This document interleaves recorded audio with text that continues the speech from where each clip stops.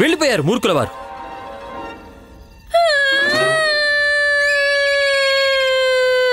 అరే అయ్యో, ఇప్పుడు నీకేమైంది? ఇంటిని సోదా చేస్తే మాత్రం ఏమైంది?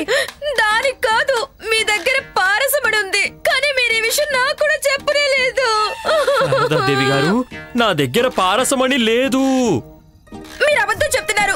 ఇప్పుడే అందరి ముందు చెప్పారు కదా మీ దగ్గర పారసమణి ఉంది అని. అయ్యో, ఉంది, నా దగ్గర పారసమణి ఉంది. ఉంది, చాలా ఉందా?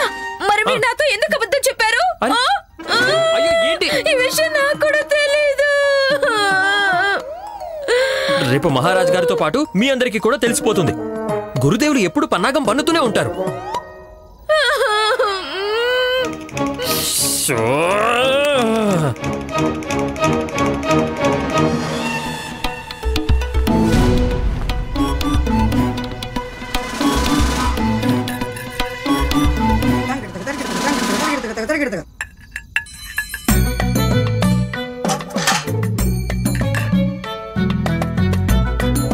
మేము ఒకసారి విన్నాం, ఈ పారసమణిని మేల్కొల్పాల్సి మంత్రం జపించి.